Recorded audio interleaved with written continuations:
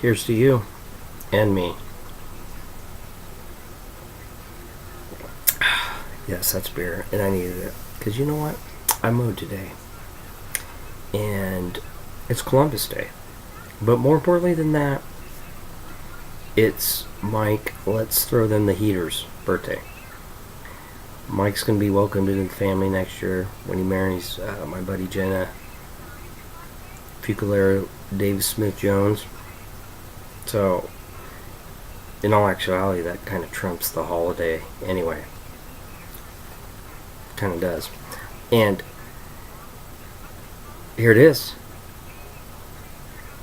The Headbanger Hall of Fame, or Headbanger Hall of Fame, Scummalicious style. Okay? We don't need the Rock and Roll Hall of Fame because obviously they don't know what the fuck they're doing. But I do. Okay? There's a lot of good stuff up in there. Alright? Haven't tapped into all of it yet. You know, geniuses only use like, what, 20%, and then normal people use like 15%. Right now, I'm about 17.6. So I've got about 2.4% to go to get that genius level. I'm working on it. Alright. I'm just going to go in and just name each one that's in there. They're not ranked like this band or this artist is ahead of this guy per band or singer. I like them all equally. They all belong in here. And I'll give you the reason why. And we start right off the bat for the Buckster, AC/DC. No arguments there. And remember, I quit ripping on this band. I don't care if they play till they're fucking 90. They should be in there. Well, they're in mine, so it doesn't matter. And admittedly, for me, personally, the last, like the last 15 years or so, just hasn't been that great. Last 20 years almost hasn't been that great. But you know what? It doesn't matter. When they tour, they still fill giant arenas. People love them, and they're in a kind of iconic band. Whew. A little too much of this, huh? Or maybe not enough. So yeah, they're in here. Next band, Black Sabbath. That's easy, right? That's a given. They're more influential, too, than Led Zeppelin. Everybody knows, not a huge fan of Led Zeppelin. And I'm not saying they're not talented, but look at all the different bands, and you can go on YouTube and you can go online and look up different articles of all the bands that name Black Sabbath as an influence and not Led Zeppelin. It's real simple for me. Okay, Led Zeppelin is like the rich band, right? They live in the mansion and they wear nice fancy clothes. And they hire people to come in and clean their house. Seriously. And then Black Sabbath is the exact opposite. You know, they work 50 hours a week in the factory or the warehouse, you know, and then they're chugging beer till 2 o'clock in the morning. And then maybe they snort coke, but they won't make a video of themselves snorting coke, because they're not that fucking stupid like that coach from Miami. Holy shit. Jeez, dude, really? Unless you were like trying to get a role in the new Scarface reboot. That's true story. They're rebooting Scarface, or remaking, whatever the fuck it is. Anyway, Black Sabbath, definitely. In this band, this is the whole reason that I was bitching about the Rock and Roll Hall of Fame in the first place. Iron Maiden. Come on. Do I need to go over all the albums? Do I need to talk about the dual guitars, the legendary songs, Run to the Hills, The Trooper, Somewhere in Time, Power Slave, 2 Minutes to Minute? I mean, go on and on of all the legendary shit that this band has recorded. Their live shows are amazing. Iron Maiden, definitely. So Rock and Roll Hall of Fame, no worries. I'll take care of that fucking problem for you. Suicidal Tendencies, that's right. They belong in here. They deserve to be in here. Legendary band. Saw them live. Mike Muir, just fucking amazing. You know, and then when you watch him live, it makes me want to do that. Just like, he doesn't need bouncers or security. He's his own bouncer. Just fucking throw people off himself. He's like, get out of here, kid. Yeah? Yeah, sorry. I know it's very unprofessional.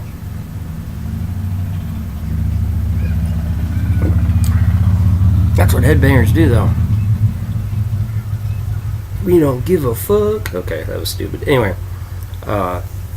yeah, Rocky George, and the Bucks will tell you the same thing. Probably the most underrated guitarist of all time. And just think about that. Like, he was one of a kind, right? A black guy wearing the Pittsburgh Pirates hat and just fucking shredding on guitar. Talk about not giving a fuck. That's Rocky George. Def Leppard. But there's a catch here. Def Leppard stops being in the Headbanger Hall of Fame after Pyromania because Hysteria and then Adrenalize. I mean, Adrenalize is just an god-awful album. Have you ever needed someone so bad? Yeah, did you ever? Okay, we can't go down that road. We just can't. But we can go down the road of All Through the Night, High and Dry, and Pyromania. Pyromania is a great fucking album. Billy's got a gun. Gonna shoot you down. Nah, nah, nah, nah. That's what makes Def Leppard so awesome, especially that album. Because, you know, you got the hits, Rock of Ages, Photograph, Foolin', but it's like the other songs, you know. You got me coming under fire. You know, it's all these, like, secondary songs. It's too late for love. So, yeah, after Pyromania, I don't know how we do that, you know. I guess we just cut it off that year and like, yep. And just to think that Vivian Campbell played on Adrenalize. The fuck, my friend? I know, I get it. You needed the money. Guy that played in Dio plays on Adrenalize. I don't understand it. Okay, Yngwie Malmsteen, he's in there. I don't care if you don't like him or not. Is he, like, self-indulgent? Yeah, he is. He'll tell you that. He's like, you know, I got 10 guys to load all my equipment because I have, 68 speakers just for my guitar. That's the way it should be. It's heavy metal. It's distortion. It's all about the guitar. It's all about solos. It's all about a giant dragon in the background playing those 2-minute solos. Yeah. Yngwie Malmsteen is heavy metal. Alice Cooper. Might be a little bit of a surprise, but there's a reason. Because of what he did, he paved the way for another band to be in here, and I think you know who I'm talking about. That's Core. Obviously, you know they're going to be in here. Think about that. 1985, Richmond, Virginia, art students. They're like, we're going to start a fucking band, and we're going to kill shit on stage, we're going to shoot blood, we're going to just be the craziest fucking most outlandish band going, and now they're in the Headbanger Hall of Fame. How about that? I've been watching Gore. I'm always here for you. Faster Pussycat's in there. Why? Because that album is the reason that I'm doing a show like this. Because they're the reason that I decided I want to do podcasts and talk about music. I mean, in the beginning, I was gonna go, and you've heard the story before. I was gonna go to Atlanta and become a big, famous, producer and own my own giant record label and all that shit. Never happened. Never panned out. Because basically I got sidetracked, do other stupid shit. But, Anyway, either way, Faster Pussycat, they're the band when I listen to them, I'm like, you know what? I gotta do something in music. I don't know what it is. And then at the time, I was like, maybe learn an instrument. No, not at the time. How about get women while listening to music? Like have women come over and hang out with me while I listen to music. If somebody got paid for doing that, fuck, I'd have had that made. Unfortunately, there's no job that pays you to listen to music and to have women come over. Don't necessarily have to be amazing looking women either. I'm just being kind of honest here. Okay, Pantera. They're in here. They have to be. I mean, it's Phil Anselmo, it's Dimebag. And Vulgar Display of Power is one of the greatest albums of all time. It is. Fucking Hostile. You don't get any more metal than that. And the big four are in here. Slayer, Anthrax, Metallica, Megadeth. They all belong in here. And even with all the shit that Metallica put out for 2 decades, their first 4 cemented them. Well, in my Hall of Fame. Anyway, Death Angel's in there too. Don't forget about Death Angel. They were around when all these bands were all, the big 4. The Death Angel was doing some good shit too with Act 3.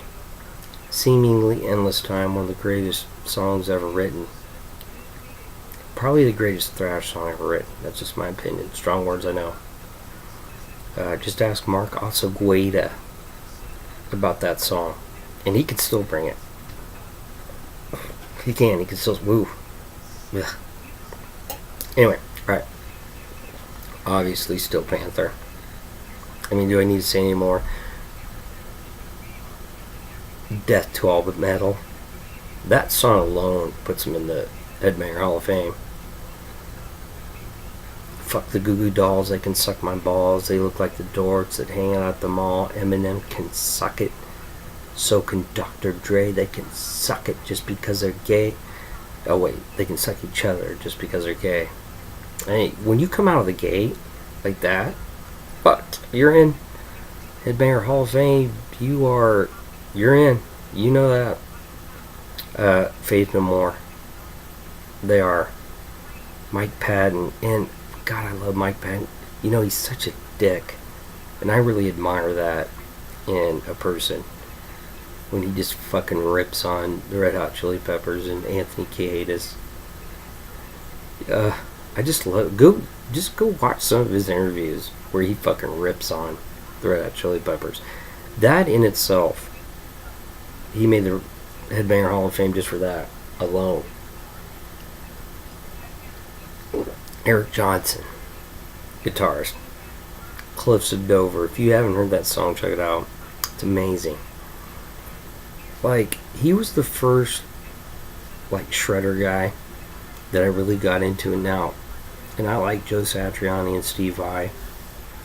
But Eric Johnson was the first one that, had really cool songs. He shredded, but then he did it in a way and made it sound like a cool song. Does that make sense? It might not, but either way. He's a great guitarist and he belongs in there, and he's in there. Ozzy Osbourne is in there. Yep. His early shit was amazing. Bark at the Moon. Still one of the greatest albums of all time.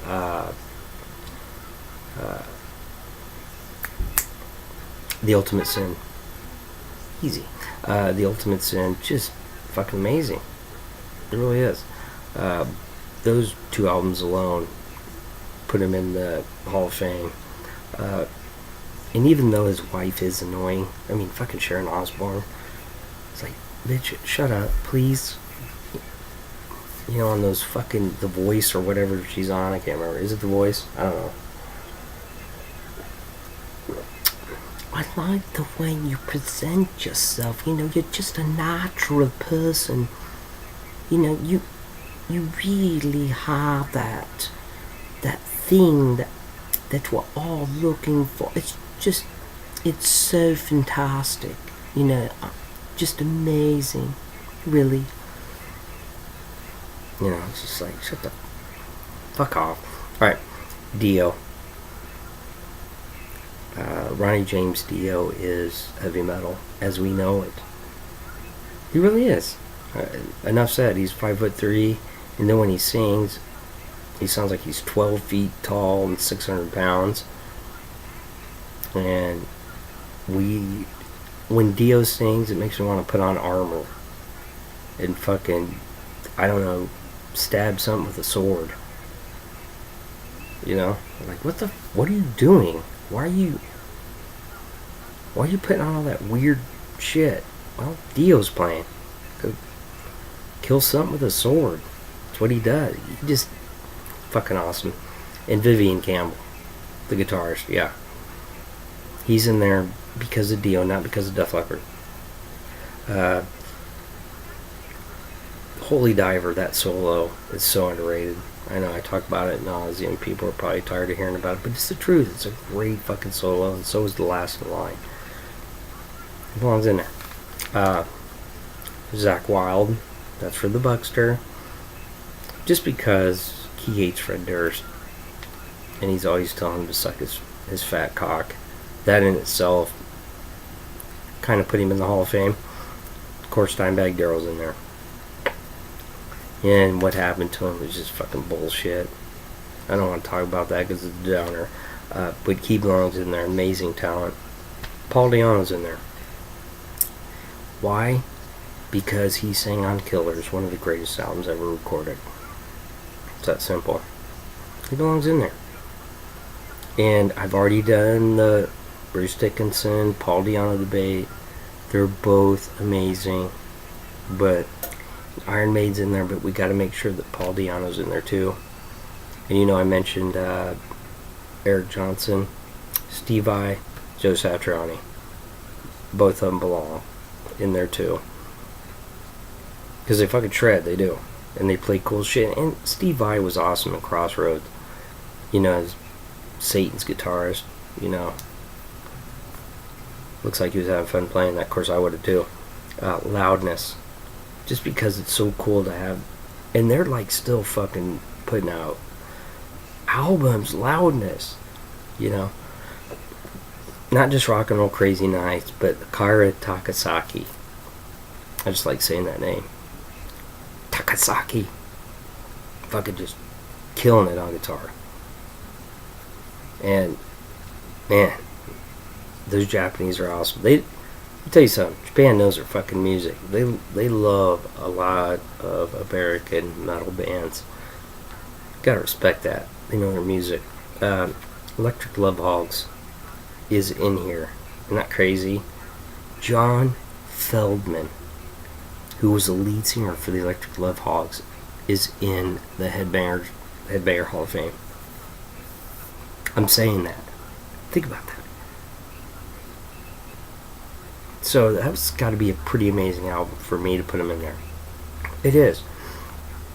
And he single-handedly has ruined the last 2 or 3 years for me for that shit that he records with fucking Goldfinger and 5 Seconds of Summer and Blink-182 and all them other fucking little sissy-ass pop bands. Thanks, John. Vinnie Vincent Invasion, that album belongs in there. Because it's insane. And the fact that Paul Stanley and Gene Simmons hate him, I just have to put Vinnie Vincent Invasion in there. But just the one album, the debut album. Not that other fucking thing they recorded. Just the debut. Just because those solos are so fucking over the top and crazy. You're in, Vinnie. Got your back, brother.